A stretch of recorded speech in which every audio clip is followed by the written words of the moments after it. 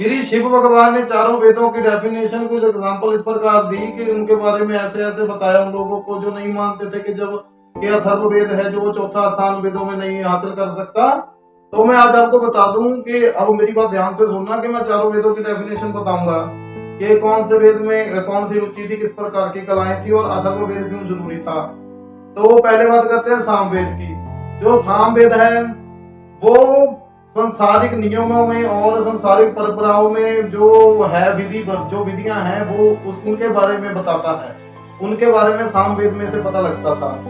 और जो ऋग्वेद है वो नृत्य कला, संगीत कला और कलाओं के बारे में ज्ञान दर्पण है, ज्ञान प्रकाश मिलता है ऋग्वेद से। कलाओं के बारे में, हैबिट्स के बारे में, एक नेतृत्व करने के लिए संगीत और नृत्य के बारे में। और जो यजुर्वेद है ये गणित के बारे में बताता है। तो जो गणित है, जो लेन देन है, जो संपर्क है उसके बारे में बताता है संसार में। तो जो अथर्ववेद है वो परमात्मा आत्मा की ही बात करता है जो संसार से परे है। तो चौथा वेद जो है, तो श्री शिव भगवान ने कहा कि जो तीन वेद है ना जो इनमें आत्मा की बात नहीं है, तो ठीक है जो वो भी जरूरी है, तो इनके साथ साथ आत्मा की बात भी होनी चाहिए। तो इसके लिए अथर्ववेद है जो आत्मा को परमात्मा के साथ जोड़ने की एक ऐसी एक कड़ी है, एक ऐसा ज्ञान सागर सुमा है, एक ऐसा समुद्र है समझ लो। तो ऐसे ही चार वेद पूरे हुए। तो चारों वेदों की जो डेफिनेशन है, जो उदाहरण है, मैंने इस प्रकार एग्जांपल है जो वो इस प्रकार मैंने बता दी। तो आप अपने ज्ञान में वृद्धि डालिए और आप ये जरूर याद रखिए कि जो चार वेद है और चारों वेद में कौन कौन सी स्टडी है और किस प्रकार है। तो अब कल आगे के भाग में बताएंगे कि अब चलो थोड़ा अभी बता देते हैं कि अब जो प्रजापति दक्ष के भाई थे उन्होंने वापस जाकर प्रजापति दक्ष को कहा कि तुम गलत कर रहे हो, श्री शिव भगवान तो महाज्ञानी है, वो तो खुद परमात्मा है और हम तो वैसे उनकी ऐसी शिक्षा लेने के लिए चले गए। प्रजापति दक्ष बड़े भाई आप बहुत गलत कर रहे हो। तो प्रजापति दक्ष ने ना गुस्से में आकर उनको श्राप दे दिया कि तुम छोटी सोच के हो, तुम नहीं शिव को पहचान सके, तुम मेरा अपमान करने आगे, जाओ मैं तुम्हें श्राप देता हूँ, तुम छोटा सोचते हो, आज से तुम छोटे बन जाओ, बच्चे बन जाओ। तो वो श्राप के कारण तभी वो सारे चार भाई थे जो प्रजापति दक्ष के वो छोटे छोटे बालक बन गए। तो उन्होंने बालक बनते हुए भी ये बात कही कि कोई बात नहीं, अगर हमें आपने बालक बना ही दिया है, बच्चे बना ही दिया है, तो ये तो हमारे लिए अच्छी बात है, हम और सेवा कर सकते हैं श्री शिव भगवान की। पहले तो हम अब हमारी उम्र बहुत काफी हो चुकी थी, बहुत हो चुकी थी, अब तो हम बच्चे हैं, तो अब ज्यादा सेवा कर सकेंगे, ऐसा बोलकर वो वहां से चले गए।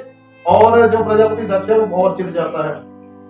तो बात यह है कि अगर आपके लिए कोई बुरा भी करे ना तो वो भी आपके लिए अच्छा बन जाता है। बस ये बात यह है कि आपको थोड़ा सब्र करने की जरूरत होती है, क्योंकि सृष्टि में पावर्स होती हैं और उसके लिए गुरु का ज्ञान बहुत जरूरी होता है। गुरु सत्य मार्ग बताते हैं और उसके लिए गुरु की वो बताई गई बातें हमेशा याद रखना और समाज का भला करना। अब कल आगे के बारे में बताएंगे कि अब श्री शिव भगवान और देवी सती की डोली एक वन में ठहरती है। तो विश्राम के लिए पहले ऐसे होता था ना कि जब रात दूर होती थी, जब शादी कहीं दूर होती थी, तो पहले मोटर गाड़ियां तो नहीं थी, तो अब रात थोड़ी थोड़ी जगह विश्राम करके रुक कर 3-4 दिन 5-6 दिन हफ्ते में ऐसे पूरी होती थी। तो अब रुकी और वहां पर तारकासुर ने एक राक्षस भेजा चित्ररासुर नाम का, जो किसी का भी रूप धारण कर लेता था। उसने श्री शिव भगवान का रूप धारण कर लिया कि देवी सती को मैं मौत के घाट आज ही उतारूंगा। शादी की बारात के दिन है, बारात जा रही है और अब असुर श्री शिव भगवान का रूप धारण कर आगे अब श्री शिव भगवान को, असली श्री शिव भगवान को उस असुर वेश वाले उस जो चित्ररासुर था उससे कैसे पहचानती है देवी सती और कैसे श्री शिव भगवान और चित्ररासुर का वो वध कर देते हैं।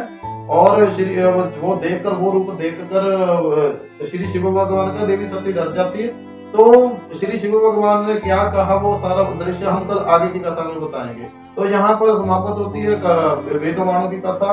जो अब वेद ज्ञान, जो अब अथर्ववेद का स्थान था, तो जो कैसे मिला, जो जिसने नहीं सुना वो यूट्यूब पे, फेसबुक पर, इंस्टाग्राम पर, व्हाट्सएप पर जो भी दरबार गंगा शरीफ के पेज बने हुए हैं, वेबसाइट्स बनी हुई हैं, गूगल पर सर्च कर सकते हो आप।